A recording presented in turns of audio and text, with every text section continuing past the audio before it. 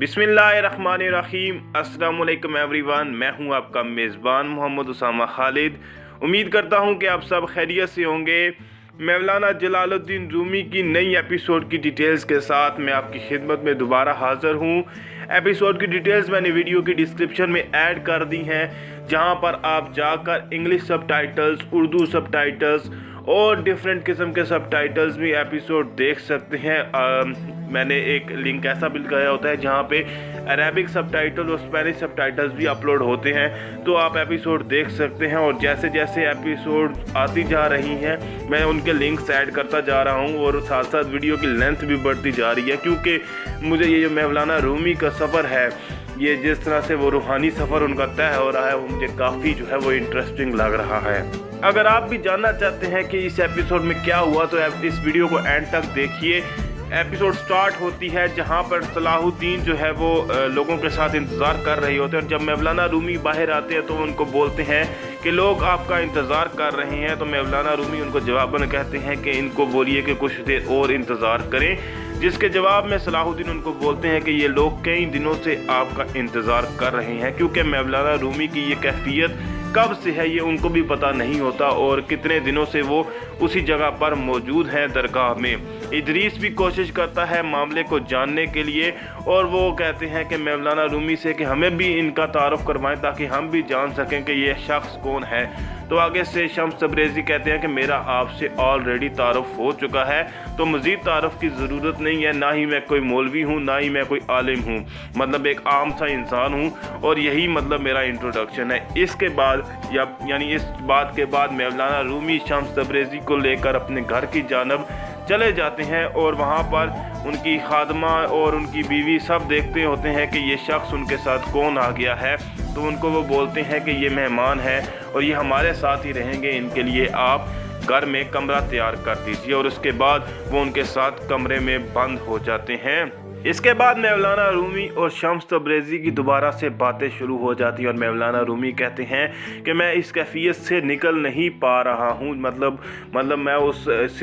जिस तरह की मैं कैफियत में जा चुका हूँ उससे मैं आसानी से निकल नहीं पा रहा हूँ, इसलिए मैं समझ नहीं पा रहा और लोगों को क्या जवाब दूँ ये भी मुझे समझ नहीं आ रहा। जबकि लोग भी उनके पीछे ये बातें कर रहे होते हैं कि ये शख्स कौन है और मौलाना रूमी के साथ कब तक रहेंगे। तो उनके बेटे जो हैं वो कहते हैं कि मेरे वालिद जो हैं वो अक्सर तबरेज़ और शाम तक गए हैं, तो ये उनको जानने वाले होंगे। जबकि जो उनके दूसरे बेटे हैं वो कहते हैं कि ये भी जिस तरह आए हैं अचानक से वैसे ही वापस चले जाएंगे। लेकिन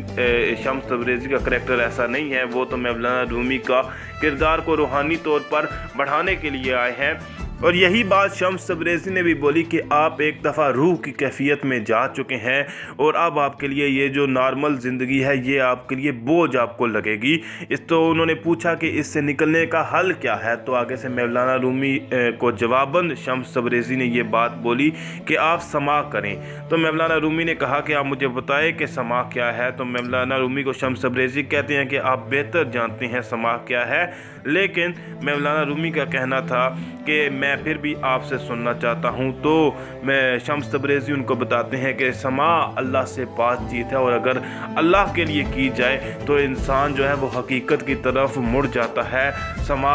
मशरिक़ की तरफ, एक हाथ मशरिक़ की तरफ और एक हाथ मगरिब की तरफ करके शुरू की जाती है, और इसमें सिर्फ अल्लाह को याद रखा जाता है। मतलब वो जिस तरह से समा का पूरा इंट्रोडक्शन है वो मौलाना रूमी को बताते हैं, और मौलाना रूमी खामोशी से उनकी बातें सुनते रहते हैं। और अब जो है वो इसके बाद जैसे जैसे ये आगे एपिसोड्स आएंगी उसमें भी यही चीज़ दिखाई जाएगी कि किस तरह से मौलाना रूमी का किरदार बढ़ता गया और वो एक सूफ़ी बनकर निकले। एंड पे इसके बाद अगर आप बात करें शेख हैदर अली की, तो शेख हैदर अली भी काफ़ी दिनों से इंतज़ार कर रहे थे दरवाज़े के सामने कि कोई आएगा, और जो उनके मतलब कोई उनसे सवाल भी करता कि आप किसका इंतज़ार कर रहे हैं, तो उन्हें भी नहीं मालूम होता कि वो किस बात का इंतज़ार कर रहे हैं। बस मौलाना रूमी ने उनको बोला कि इंतज़ार करना है, तो इसलिए इंतज़ार कर रहे हैं। और उसी इंतज़ार का आखिरकार जो है वो उनको फल मिलता है, और काफ़ी टाइम इंतज़ार के बाद आखिरकार शायद वो शख्स आ जाता है जिसको वो देख रहे होते हैं। या वैसे तो वहाँ पर सुल्तान गियासुद्दीन आते हैं, लेकिन उनके साथ अर्तुल गाजी और उमर अता बेग भी होते हैं। और अर्तुगरुल गाजी को देखकर ही शायद उनको लगता है कि मौलाना रूमी ने मुझे इन्हीं का इंतज़ार करने के लिए बोला था। और आप सबको मालूम है कि अर्तुगरुल गाजी के बेटे के साथ शेख हैदर अली की बेटी की शादी हुई थी, यानी बाला खातून की, तो ये बात तो आपको मालूम ही होगी। इसके बाद बात करते हैं कि जब सुल्तान जो है वो महल के करीब आए तो जो उनके मतलब इस्फ़हानी और तमाम जो सिपाही हैं उनको रोकने के लिए आ गए, क्योंकि एक जो सुल्तान मुअज़्ज़म है वो बिल्कुल ही आम लिबास में आए और कोई भी उनको पहचान नहीं सकता था और कोई भी इस बात का अंदाज़ा नहीं लगा सकता था कि वो कोनिया के और सल्जूक सल्तनत के सुल्तान हैं।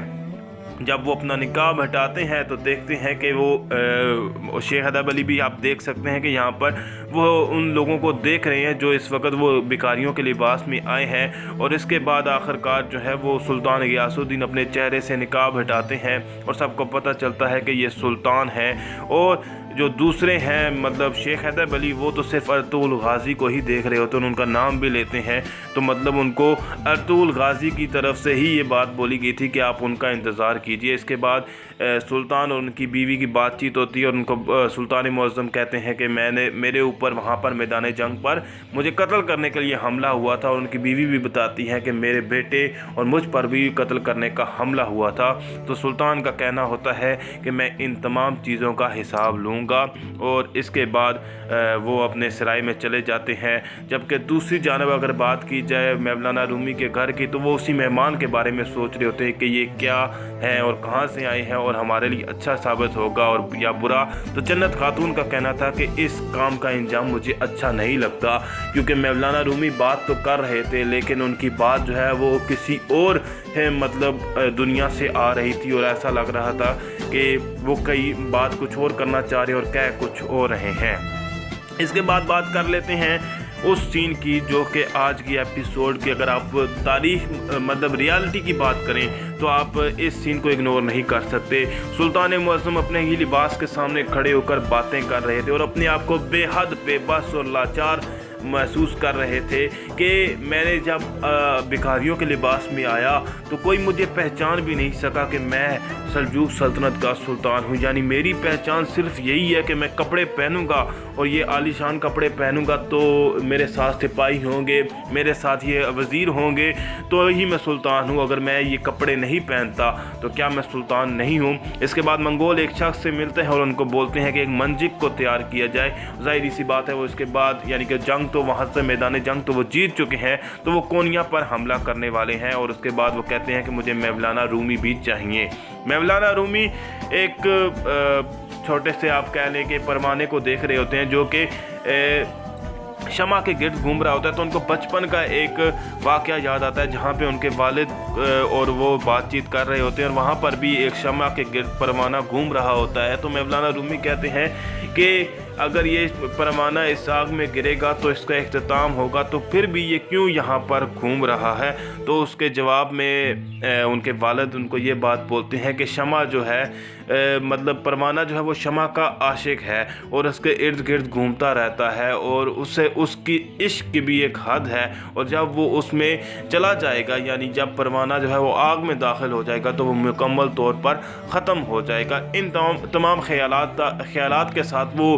बातचीत करते रहते हैं, साथ साथ शम्स तब्रेज़ी के साथ भी। जबकि इस्फ़हानी जो है वो मैदान जंग के हालात को जानने की कोशिश करता है कि क्या हुआ है और ये किस तरह से सुल्तान मुअज़्ज़म ज़िंदा वापस आ गए हैं। तो वो उमर अता बेग से पूछते हैं कि मैदान जंग की क्या सूरत है और गद्दार कौन है। तो उस पर उमर अता बेग उनको बताते हैं कि इज़्ज़त जो है उनकी गद्दारी सामने आ चुकी है और इज़्ज़त को बाहिफाजत महल में लेके आया जाएगा ताकि हमें पता चल सके के महल में और कौन कौन गद्दार मौजूद है। हालांकि ये बात इस्फ़हानी के लिए काफ़ी परेशान कुन है, लेकिन मुझे नहीं लगता कि उमर अता बेग की मतलब कि ये बात सही साबित होगी और इज़्ज़त जो है वो अब मतलब हिफाजत के साथ कोनिया वापस आ जाएंगे, क्योंकि वहाँ पर हो सकता है कि उनको ऑलरेडी जहर दे दिया जा चुका हो और वो वहीं पर रास्ते में आते हुए ही मर जाएं। जबकि दूसरी जानब اگر ان کے خاندان کی بات کی جائے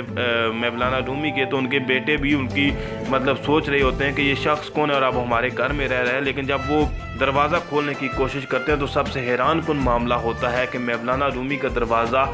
کھلتا نہیں ہے، اور حالانکہ اس پہ کوئی تالا بھی نہیں لگا ہوتا، اور شمس تبریزی بھی ان کو بولتے ہیں کہ اس دروازے سے کوئی بھی آ سکتا ہے، لیکن ابھی دیکھ لیں آپ کہ یہ دروازہ نہیں کھل رہا۔ اس کے بعد عمر عطا بیگ اور افسر خاتون کی ملاقات ہوتی ہے، اور عمر عطا بیگ ان کے ہاتھ میں خط دے کر اندازہ لگا لیتے ہیں کہ آپ نے خط کو پڑھ لیا ہے، جو کہ انہوں نے افسر خاتون کو بولا تھا کہ میرے مرنے کے بعد آپ نے پڑھنا ہے اگر میں میدان جنگ سے زندہ واپس نہیں آتا۔ تو افسر خاتون نے کہا کہ ان الفاظ کی کیا اہمیت جب آپ زندہ ہی نہیں رہیں گے، مطلب ان الفاظ کی اہمیت ابھی ہے جب آپ زندہ ہیں، اور ان تمام چیزوں کی اہمیت۔ لیکن عمر عطا بیگ کیونکہ وہ ان کو اس دفعہ میدان جنگ میں ان کو کمزوری اپنے اندر دیکھی کہ وہ افسر خاتون کا چہرہ دیکھ کر اپنے آپ کو کمزور سمجھتے رہے، تو اس لیے وہ اب کہتے ہیں کہ میں دوبارہ اس کمزوری میں نہیں پڑوں گا۔ دوسری جانب مولانا رومی کی بات کر لیتے ہیں، وہ تو کشمکش میں ہی ہوتے ہیں کہ میں کس جانب جاؤں۔ اگر میں اس جو شمس تبریزی کے راستے کو چوز کرتا ہوں تو ظاہری سی بات ہے مجھے تمام لوگوں کو چھوڑنا پڑے گا، اور اگر میں دوسرے راستے کو چوز کرتا ہوں تو شاید یہ جو مرتبہ مجھے ملنے والا ہے اور جس کی بات شمس تبریزی کر رہے ہیں شاید میں وہ اس کو حاصل نہ کر پاؤں۔ دوسری جانب اگر بات کی جائے سلطان معظم کی، تو وہ بھی ساتھ ساتھ ہمیں دکھائے جاتے ہیں کہ آخر کار وہ لباس پہن کر آ جاتے ہیں، اور دیوان میں Ertugrul Ghazi Umar Ata bag بھی موجود ہوتے ہیں، اور ساتھ ہی ساتھ دوسرے وزیر بھی موجود ہوتے ہیں، اور آخر کار وہ اصل میں وہاں پر اس بات کا اندازہ لگانے کے لیے غدار کے معاملے کو حل کرنے کے لیے یہ دیوان بلایا جاتا ہے، اور شروع میں ہی اس دیوان کے سٹارٹ میں ہی بات چیت شروع ہوتی ہے اصفہانی کے ساتھ۔ وہ سلطان اصفہانی سے پوچھتے ہیں کہ آپ نے اس معاملے کو حل کرنے کے لیے کیا کیا، یعنی میرے بیٹے پر حملہ ہوا، میری خاتون پر حملہ ہوا، اور اس غدار کے معاملے کو حل کرنے کے لیے آپ نے کیا کیا؟ تو اس پر انہوں نے کہا کہ میں نے ڈھونڈنے کی بھرپور کوشش کی لیکن مجھے کوئی سراغ نہیں مل پایا۔ تو اس بات کے جواب میں سلطان غیاث الدین نے ان کو بولا کہ شاید آپ نے ان کو بہتر طریقے سے ڈھونڈنے کی کوشش ہی نہیں کی، اور ہو سکتا ہے آپ خود غدار ہو اسی لیے مطلب آپ ایسا کر رہے ہو۔ اور اس کے بعد انہوں نے ان کو جلاد کا راستہ دکھایا، لیکن آپ پہلے بھی دیکھ چکے ہیں کہ سعادتین جو تھا امیر سعادتین، وہ بھی اکثر جو ہے وہ اپنا سر جو آگے پیش کر دیتا تھا تاکہ سلطان کو اس بات کا شک نہ ہو کہ میں غدار ہوں۔ تو یہی کام جو ہے یہاں پر اصفہانی نے کیا کہ اگر سلطان معظم کو میری مطلب سر قلم کر اس بات کا یقین دہانی کرنی ہے کہ میں غدار ہوں یا نہیں، تو میرا سر ان کے لیے حاضر ہے۔ لیکن جب وہ آخر میں تلوار لہرائی جاتی ہے اور سلطان کے حکم پر جب تلوار چلائی جاتی ہے تو ظاہری سی بات ہے ان کی جان بخشی ہو جاتی ہے، لیکن سلطان معظم نے ان کو بولا کہ اب یہ جو ہے یہ آپ کے لیے آخری وارننگ ہے، اب آپ اس غدار کو ڈھونڈیں اور میرے پاس لائیں۔ اس کے بعد دیکھا جا سکتا ہے کہ سلطان معظم اپنے محل کی چھت پر موجود ہیں، اور دوسری جانب اگر بات کی جائے تو ان کے جو سپاہی ہیں یعنی جو ان کی جو لشکر ہے وہ واپس کونیا کے شہر میں داخل ہو رہا ہے، اور لوگ ان کو دیکھ کر کہہ رہے تھے کہ پتہ نہیں ہے یہ لشکر جیت کر آیا ہے یا ہار کر، ان کی شکلیں دیکھ کر کیا اندازہ لگایا جائے۔ تو دوسرے انسان جو ہے وہ ان کے ساتھ ساتھ بات کرتے ہوئے جواباً ان کو کہتے ہیں کہ